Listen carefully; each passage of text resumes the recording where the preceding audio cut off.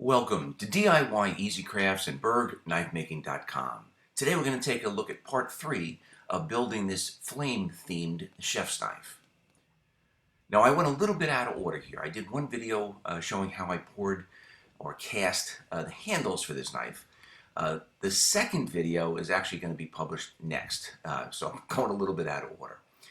This video we're just going to show the assembly and sharpening. So I already have one side of the handles or scales glued onto the blade. And what I do is I use the blade itself, or the holes through the blade, as a drill gun. So I hold those handles nice and flat against the backer board so that I don't get any blowout.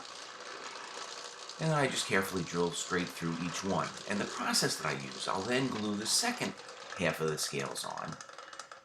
And then after they dry, I'll drill right through the existing holes that I drilled through the first half. And this way I get perfectly aligned holes that go right through all three pieces. Now the alignment process is pretty easy. You do have to be a little careful before you clamp it. Make sure that everything's lined up exactly the way you want it. And then any of the epoxy, I use a two-part epoxy that gets squeezed out. I clean it off with a little paper towel and then a alcohol wipe.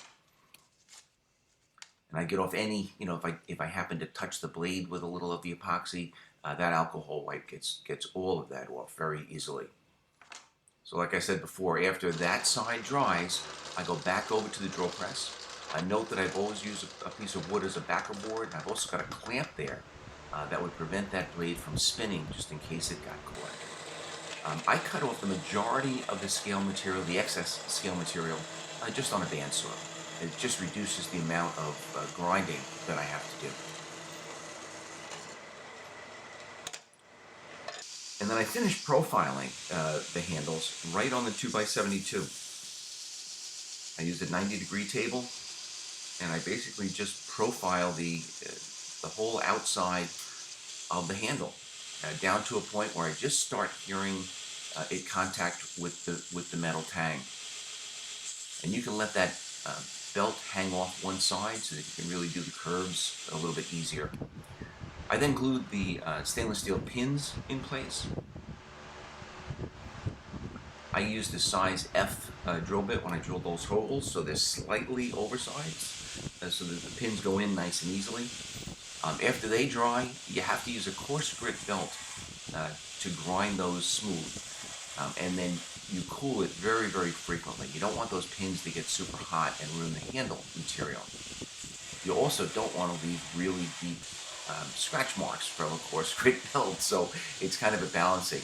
I use a 60 grit belt, and I really try not to go into the handles too much at that point. I then switch to an 80, and I kind of finish up the profiling. I can start to work on the inside with the 2-inch contact wheel on the bottom of the 2x72. I did use a small wheel attachment in order to get into that tight curve on the inside. But then I do as much of the shaping as possible right on the 2x72 with the flat platen. So I'll carefully start to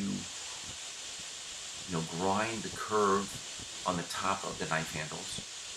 And you really just want to make sure that you just don't touch the blade to that belt. It's very easy to ruin a knife at this point. And again, back to that 2-inch contact wheel on the bottom. Most of this is just with the 80 grit belt, and I just do all of the rough shaping. It doesn't have to be perfect, as long as I get the shape and the feel in my hand of what I'm looking for. Then what I do is I go over to an oscillating sander, and I start with a 220 grit, and then I will change and go down to a 400, an 800, 1,000, and a 2,000 grit.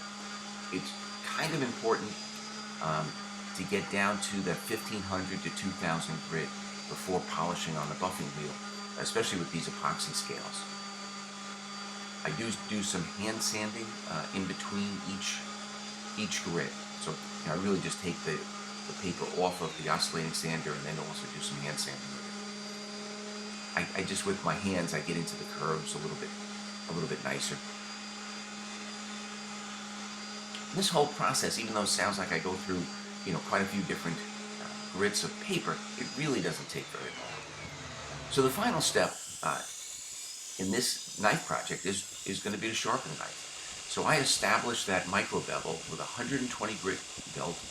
I just hold it approximately at a 20-degree angle, and carefully start to create that micro bevel, with the goal being to create an edge or a burr along the entire length of the blade.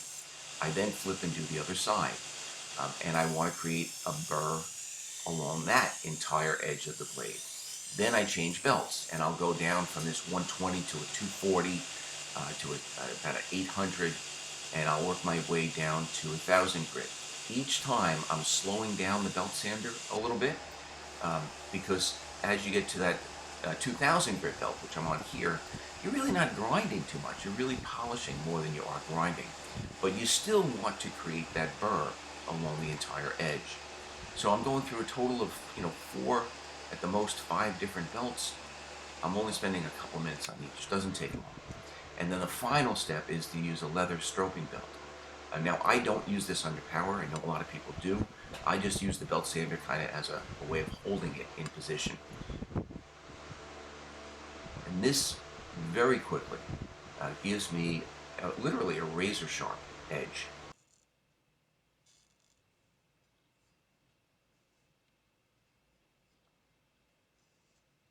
So anyway, I hope you enjoyed this video. I will put a link on this video for the next video that I'm going to post, which is going to be on electro etching these flames. It's a two-tone flame etching. I'll also have a link on this video showing you exactly how I cast the flame knife handles. I would love it if you would give a thumbs up and leave some feedback as to how you like this knife. I'd like to also invite you to our Facebook group, Knives and Knife Making. It's a great place to learn a little bit and also to post some images of your own builds. If you're just getting into knife making, I highly suggest taking a look at a book that Jason Northgard and I put out almost 2 years ago called Introduction to Knife Making. And you can find that on Amazon.com or on my website, bergknifemaking.com. Thank you very much.